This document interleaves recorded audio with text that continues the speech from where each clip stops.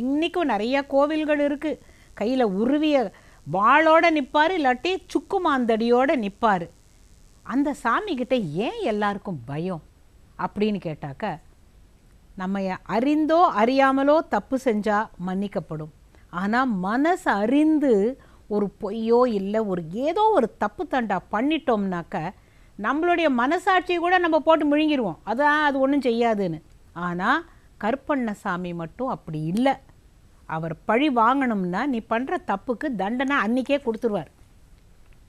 இது நான் எப்படி சொல்கிறேன்னு கேட்டால், வெகு நாட்களுக்கு முன்னால் ஒரு வெள்ளைக்கார துரை, அவர் தான் அங்கே கலெக்டர். பொதுவாக நீங்கள் பார்த்தீங்கன்னா வெள்ளைக்கார ஆட்சியில் அவங்க கலெக்டராகவும் இருப்பாங்க, ஜட்ஜாகவும் இருப்பாங்க. அந்த மக்களை காப்பாற்ற வேண்டிய பொறுப்பு அவங்களோடதாக இருந்தது. அப்படி அவருக்கு முன்னால் ஒரு கேஸ் வந்தது. என்னன்னு கேட்டால், ஒருத்தன் சொல்கிறான், ஐயா என்னுடைய நிலம், நான் வெளியூர் போயிருந்த பொழுது என்னுடைய வரப்பை வெட்டி என்னுடைய நிலத்தை இந்த ஆள் சேர்த்துக்கிட்டான். என்னோட நிலம் குறைஞ்சி போச்சு, நான் அவனோட நிலத்தை ஒரு இன்ச்சு கூட நான் தொட்டதில்லை, அவன் எடுத்துக்கிட்டான் அப்படின்ன பொழுது அந்த ஆள் என்ன சொல்கிறான், நான் தொடவே இல்லை, உன்னோட வரப்பையும் தொடலை, உன் நிலத்தையும் நான் ஒன்றும் தொடலடா அப்படின்ன பொழுது நான் சொல்லி பார்த்தேங்க, என்ன சொன்னாலும் அவன் இல்லைன்னு சாதிக்கிறாங்க, நான் வீணாக போய் சொல்லலை, அது என் பாட்டம் பூட்டம் காலத்து சொத்துங்க, அதில் கொஞ்சம் போனால் கூட என்னால் தாங்க முடியாதுன்ன பொழுது அப்போ அந்த ஜட்ஜு சொன்னாராம், இதுக்கு என்ன நான் என்னத்தை தீர்ப்பு சொல்கிறது, நீங்களே சுமூகமாக போங்களேன் அப்படின்னு. அவர் ஏன்னா புரியல, இந்த ஊர் வழக்கம் எல்லாம் அவருக்கு புரியல, ஆர்கியூ பண்ண வேண்டிய விஷயமே இல்லை. அது ஒருத்தன் நிலத்தை ஒருத்தன் திருடிட்டான், இவன் இல்லைங்கிறான், இவன் என்னோடதுங்கிறான். அப்போது அவர் எப்படி தீர்ப்பு சொல்வார்? நீங்கள் என்ன நினைக்கிறீங்கன்னு அவர் கேட்ட பொழுது அவன் சொன்னான், சாமி எங்கள் ஊரில் நாங்கள் 2 விதமாக சத்தியம் பண்ணுவோம்.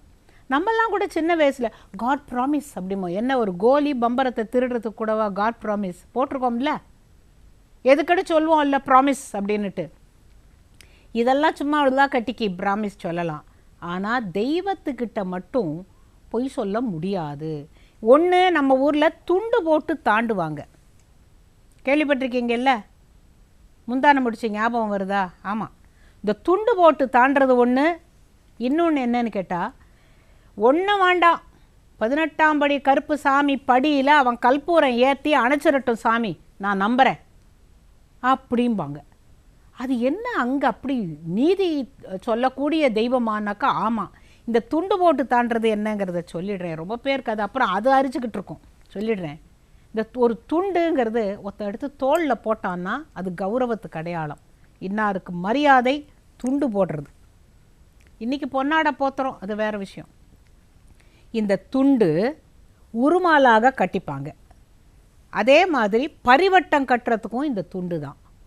ஒருத்தனுடைய கௌரவம், ஒரு பொறுப்பு எல்லாத்துக்குமே வீட்டை விட்டு வெளியில் கிளம்பினாலே என் துண்டை எடு அப்படின்னு இந்த மனைவி தர துண்டை தோளில் போட்டுட்டு போனாதான் அவங்களுக்கு ஒரு கௌரவம். ஏன்னா அது இப்போ வேஷ்டி சட்டை போடுறத விட துண்டு ரொம்ப கௌரவத்தின் ஒரு அறிகுறி.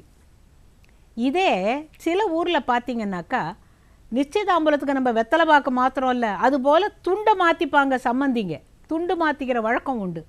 இன்னொன்றுங்க, மாடு பிடிக்கிறதுக்கு கூட அந்த துண்டுக்குள்ளே கையை வச்சுக்கிட்டு தான் வேலை சொல்லுவான். ஏன் வாயால் இவ்வளவு என்ன 200 300 சொல்ல மாட்டான், அந்த துண்டுக்குள்ளே கையை வச்சுக்கிட்டு மாட்டுக்கு பேசுவாங்க, பார்த்துருக்கீங்களா? இந்த துண்டுக்கு இவ்வளவு மரியாதையா? அப்பேற்பட்ட என்னுடைய மானம் மரியாதை எல்லாவற்றையும் நான் மண்ணில் போட்டுட்டு தாண்டுறேன்னாக்க நான் சத்தியம்தானே சொல்லணும். அதுக்காக தான் துண்டு போட்டு தாண்டுறதுன்னு சொல்லுவாங்க. எனக்கு இன்னொன்று ஞாபகம் வருது, ரொம்ப வருஷத்துக்கு முன்னால் மகா நடந்துச்சு. அதுக்கு நான் என்னை பேசுகிறதுக்கு கூப்பிட்டுருந்தாங்க. நான் ரயிலில் இங்கே ஏறி உக்காந்தது தான் இந்த டிடிஇ வந்தார். அம்மா நீங்கள் நல்லா பாடுவீங்களே, எனக்கு இந்த பாட்டு பிடிக்கும், அந்த காலத்து செந்தமிழ் தேன்மொழியால் பிடிக்கும்னு அவர் கேட்க கேட்க எல்லா பாட்டையும் பாடிட்டே இருந்தேன். எல்லாரும் வந்து உட்காந்து கேட்டுட்டு இருந்தாங்க. அதில் ஒருத்தர் சொன்னார், இப்படின்னு தெரிஞ்சால் நான் ஆரம்பத்துலேயே துண்டை விரிச்சிருப்பேன் மேடம், நோட்டாக விழுந்திருக்கும்னாரு. துண்டை விரிக்கிறதுனா பிச்சை எடுக்கிறது கூட துண்டு விரிக்கிறது தாங்க. அப்புறம் அவன் என்ன பண்ணுவாங்க, அவன் தலையில் துண்டை போட்டுக்கிட்டு போயிட்டான்பாங்க. இந்த துண்டு பார்த்திங்களா, ஒருத்தனுடைய மானம் மரியாதை கௌரவம் ஒரு தரக்கூடிய ஒரு கம்பீரம் எல்லாத்துக்கும் இந்த துண்டு. அப்பேற்பட்ட கௌரவம் மிக்க ஒரு துண்டை நாம் தரையில் மண்ணில் போட்டு தாண்டிவிட்டோம்னா பூமாதேவி கண்டிப்பாக கேட்டுருவா அப்படின்னு நம்பின காலம். பொய் சாட்சி யாரும் சொல்ல மாட்டாங்க. துண்டு போட்டு தாண்டுறதுன்னா பயப்படுவாங்க. அப்புறம் இந்த ஆள் சொல்கிறான், சாமி எங்கள் ஊரில் இந்த 2 வழக்கம் உண்டு, வேற ஒன்றும் வேண்டாங்க, அவன் துண்டு போட்டு தாண்ட வேண்டாங்க. அந்த 18ஆம் படி கருப்பன் படியில் கற்பூரத்தை ஏற்றி வச்சுட்டு இவன் அணைச்சிட்டு நான் எடுக்கலடா உன் நிலத்தைன்னு சொல்லட்டும் அப்படின்ன பொழுது ஜட்ஜ் பார்த்தாராம். இஸ் இட் பாசிபிள் அப்படின்னு அவர் யோஜனை பண்ணுறார். இவனை கேட்டதுக்கு அவன் சொன்னான், நான் கற்பூரம் ஏற்றி அணைச்சிட்றேன்டா வாடா அப்படின்னு நான். ஜட்ஜு சொன்னாராம், அங்கே என்ன நடக்கிறதுங்கிறத எனக்கு நீங்கள் ரிப்போர்ட் பண்ணணும், ஏன்னா அவர் வர முடியல அப்படின்னு சொன்ன உடனே எல்லாருமே ஊர் மக்கள்லாம் சேர்ந்து போனாங்களாம். டேய் இப்படி பண்ணுறான்டா, இவனா அவனா தெரியலடான்னுட்டு. இவன் அங்கே போய் கற்பூரம் ஏற்றணும் அப்படின்னா ஏற்று அப்படின்னு சொன்ன பொழுது கடைசி நிமிஷத்தில் அழ ஆரம்பிச்சிட்டான். இல்லைடா நான் உன் நிலத்தை எடுத்துட்டேன், நான் யாரும் என்ன இந்த ஐயாவுக்கு என்ன தெரிய போகுது, ஜட்ஜ் ஐயாவுக்கு என்ன தெரிய போகுது, நம்ம பக்கம் சாதகமாக சொல்லிடுவாருன்னு நினச்சேன்.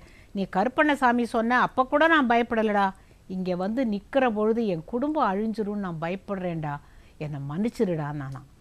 ஆக ஒரு ஜட்ஜால் பண்ண முடியாதது, மனசாட்சியால் பண்ண முடியாதது, அந்த கருப்பசாமியுடைய படிக்கட்டுன்னு சொன்ன உடனேவே ஒருத்தன் அலறான்னா இன்றைக்கும் அந்த மக்கள் அவ்வளவு நம்பிக்கையோடு இருக்கிறாங்க, அவ்வளவு துடியான தெய்வம்னு சொல்கிறாங்களே, காரணம் இல்லாமல் இல்லை.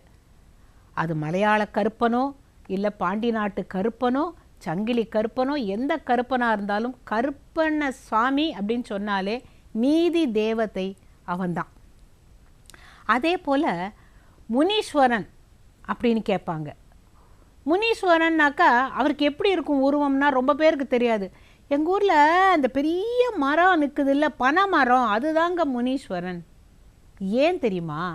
ஒரு முறை ஒரு முனிவர் பரமேஸ்வரன்கிட்ட கேட்டாராம், சுவாமி எனக்கு உங்களோட முழு உருவத்தையும் பார்க்கணுமே அப்படின்னு. அவர் சொன்னாராம், தபார் திருமாலும் பிரம்மாவுமே என்னுடைய முழு உருவத்தை பார்க்க முடியல, உன்னால் பார்க்க முடியாதுன்னு. இல்லை எனக்கு பார்த்தே ஆகணும், நான் உங்களுடைய அடியார் அப்படின்னு சொன்ன பொழுது அவர் ஒன்றும் செய்யலையாம். தன்னுடைய சடையிலேருந்து ஒன்றை எடுத்து நிறுத்தி வச்சார். அவர் கண்ணுக்கு அது பெரிய கனகரேல்னு பெரிய பனைமரமாக தெரிஞ்சதான். உங்களோட சடையே இப்படின்னா உங்கள் உருவம் எப்படி இருக்குன்னு அவர் பயந்து போயிட்டாராம். அப்படி அவர் சடையை எடுத்து காட்டியது தான் இந்த ஒரு பனை மரம். முனிங்கிறவர் முனீஸ்வரர் தான். ஈஸ்வரன் பரமேஸ்வரனுடைய வெறும் ஜடை, ஜடாமுனின்னு சொல்லுவாங்கல்ல, ஜடையை வச்சதுனால தான் ஜடாமுனி.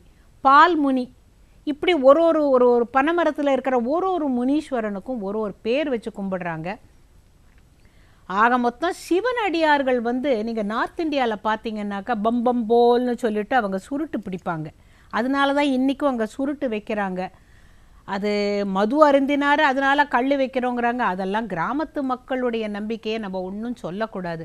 ஆக இந்த அகோரி எல்லாம் அதை பண்ணுறாங்க இதை பண்ணுறாங்கன்னு சொல்கிறாங்க. சிவன் அடியார்கள்ங்கிற போதே பலவிதமான கருத்துக்கள் இருக்குது. நமக்கு தெரிஞ்சது கற்பண்ணசாமின்னா இப்படி, முனீஸ்வரன்னா இப்படிங்கிறதும் புரியுது. ஆனால் கற்பண்ணசாமின்னு சொல்கிற போதே நிஜமாவே சொல்கிறேன், அது ஏதோ ஒரு சக்தி இல்லாமல் இல்லை. மதுரையிலலாம் நிறைய கற்பண்ணசாமி இருக்குது. அந்த கற்பண்ணசாமின்னு நினைக்கும் பொழுதே எனக்கு இந்த பாட்டு தான் நினைவுக்கு வருது. பாரதத்து கருப்ப அந்த பாராளும் கண்ண,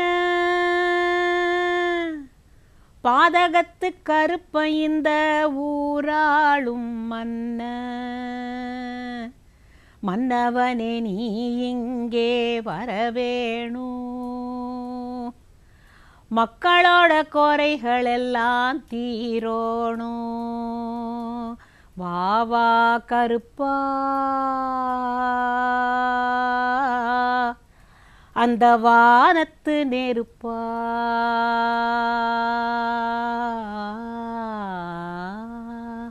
வா வா கருப்பா,